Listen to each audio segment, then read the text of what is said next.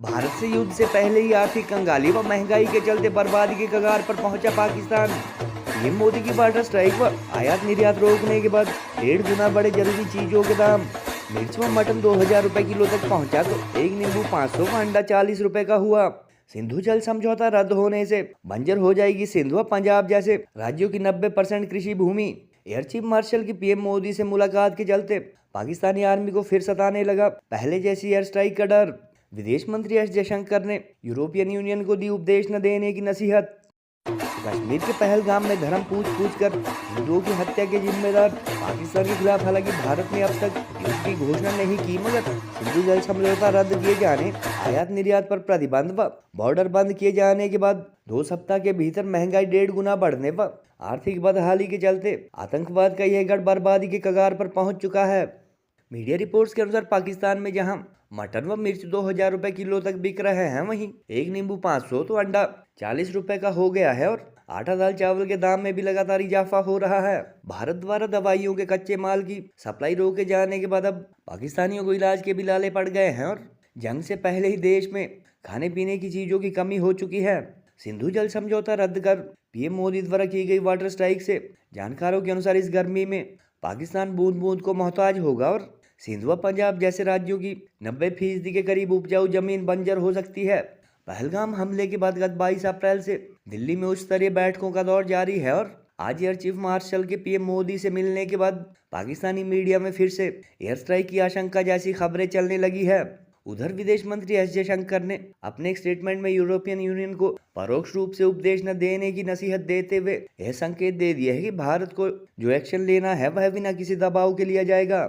उधर रूस व इजराइल द्वारा युद्ध में भारत को मदद किए जाने के ऐलान से पाकिस्तान की कायर सेना डरी हुई है और फौज की कठपुतली कही जाने वाली पाकिस्तानी सरकार के मंत्री 130 न्यूक्लियर बम की धमकी देने जैसे बयान देना पहले से काफी कम कर चुके हैं। चीन व पाकिस्तान से पहले हुई जंगों के दौरान दुश्मन देश के प्रोपेगेंडा वार में शामिल होने व परोक्ष रूप से देश का विरोध करने वाले गद्दार वर्तमान में भी अपने देश को कमजोर दिखाने की कोशिश आए दिन सोशल मीडिया के माध्यम से करते नजर आ रहे हैं।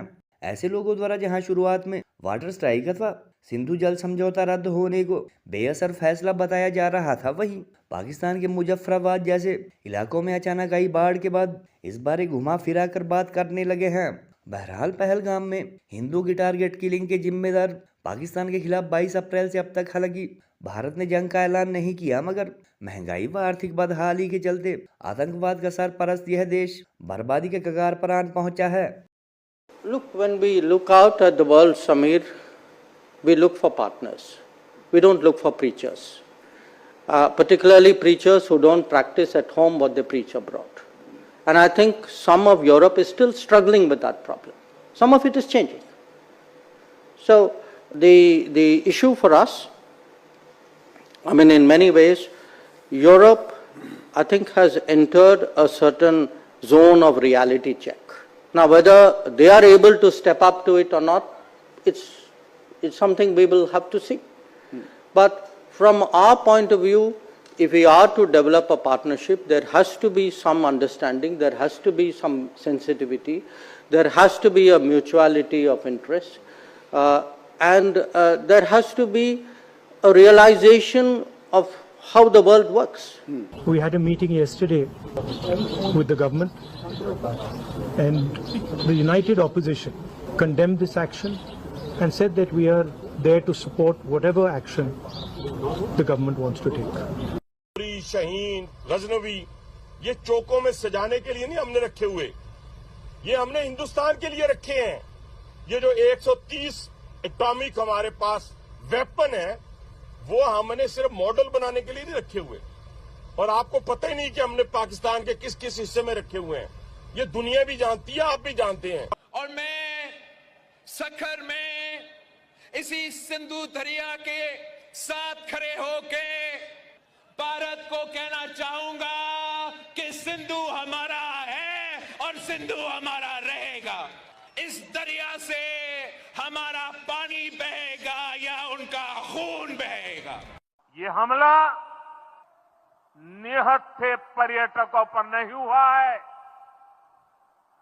देश के दुश्मनों ने भारत की आत्मा पर हमला करने का दुस्साहस किया है। मैं बहुत स्पष्ट शब्दों में कहना चाहता हूं,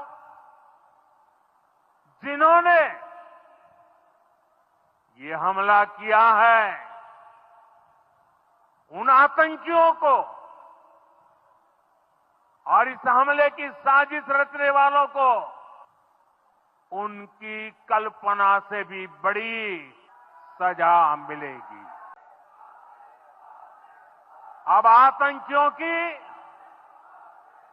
बची खुची जमीन को भी मिट्टी में मिलाने का समय आ गया है।